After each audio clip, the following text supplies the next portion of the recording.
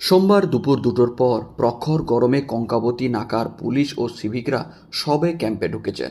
ওই সময় হঠাৎ এক পূর্ণবয়স্ক বাঁদর প্রবেশ করে। পুলিশের সামনেই তাদের জলের বোতল দেখে এগিয়ে যায়। ভয়ে ভয়ে এগোচ্ছিল সে। বিষয়টি বুঝতে পারেন পুলিশ কর্মীরা। ততক্ষণই এক সিভিক ভলেন্টিয়ার জল ভরা বোতল তার দিকে নিয়ে এগিয়ে যায়। নিজে হাতে করে ঢেলে দেওয়ার চেষ্টা করে। মানুষের মতোই তা বুঝে নিয়ে হাতে করে পান করতে থাকে বাঁদরটি।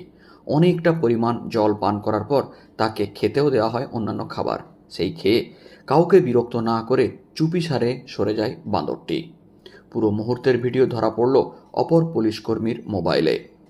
মেদিনীপুরের সদর ব্লকের কঙ্কাবতী এলাকার নাগা ক্যাম্পের এই চিত্র এখন সকলের নজর কেড়েছে।